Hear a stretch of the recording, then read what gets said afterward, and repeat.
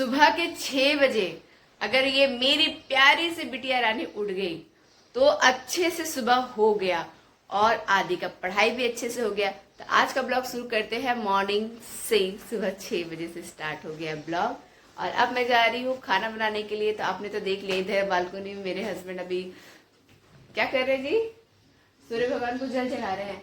हाँ, सूर्य भगवान को जल चढ़ा रहे हैं। आदि तो पढ़ लिया जी, सुबह उठाने का क्या फायदा, ये लड़की सुबह उठ जाती है, आदि को पढ़ने नहीं देती है।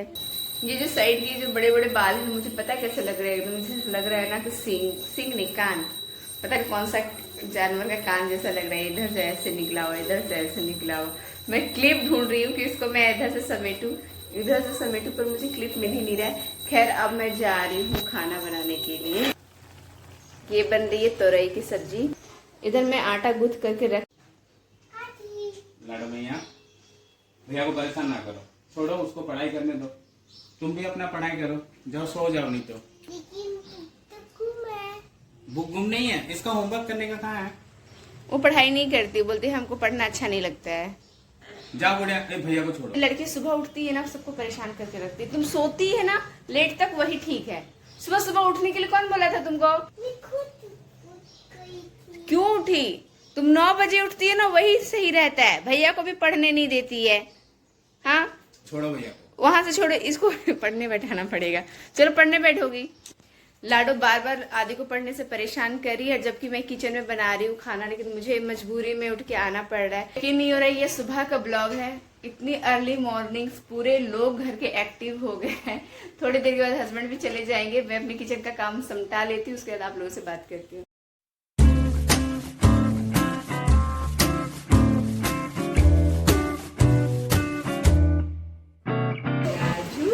कदम के फूल नानी घरवा होते दो। अरे अरे मेरी माँ, अब हमको जाने दो ना ना, और नहीं।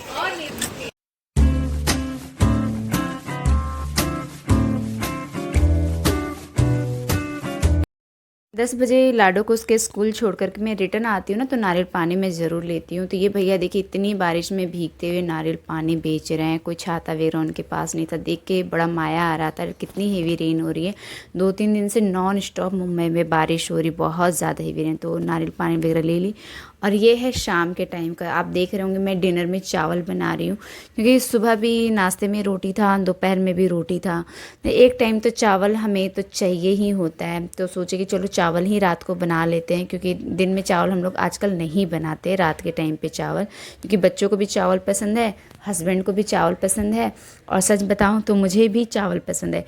मैं भी तीनों टाइम चावल खा सकती हूँ, लेकिन बिना चावल के एक टाइम अगर ना खाऊं तो मैं रह नहीं पाऊंगी। लेकिन पहले हेल्थ की वजह से मैं रात को चावल नहीं बनाती थी, अपने लिए बाजरे की रोटी बनाती थी। लेकिन अब चावल इधर कुछ दिन से खाने लगी हूँ, क्योंकि चावल खाने से ना वज़न भी बढ़ता है। तो मैं अब पूरा ध्यान वज़न बढ़ाने पे दे रही हूँ। लेकिन देखिए मेरा वज़न तो बढ़ ही नहीं रहा है। तो अभी मैं बना रही हूँ लौकी की सब्ज़ी पोस्तू वाली। तो फर्स्ट टाइम मैं लौकी की सब्ज़ी कुकर में बना रही हूँ, वरना आज तक मैं लौकी की सब्ज़ी कुकर में नहीं बनाई।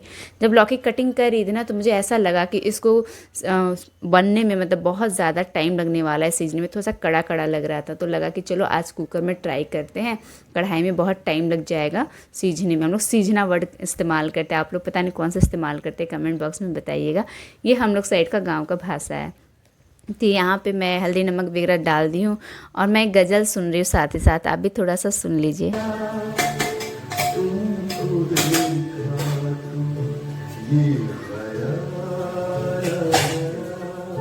ऐसा लग रहा था पता नहीं लौकी पानी छोड़ेगा या नहीं छोड़ेगा, बासी लौकी है क्या, क्योंकि दाग था ना, इसलिए मैं थोड़ा सा एक्स्ट्रा पानी डाल करके मैं कुकर में बना रही हूँ। और इधर मैं मसाला रेडी कर रही हूँ लौकी की सब्ज़ी के लिए। तब तक नॉक हो गया, देखते हैं कि बच्चे आ गए ट्यूशन से। मतलब लाडो बगल में ही जाती है ना, तो आदि गया था लाडो को ट्यूशन से लाने के लिए। मैं अब नहीं जाती हूँ लाडो को लाने के लिए, क्योंकि बगल में ही रहता है, तो आदि मैनेज कर लेता। वो थोड़ा सा बड़ा हो गया, समझदार भी हो गया।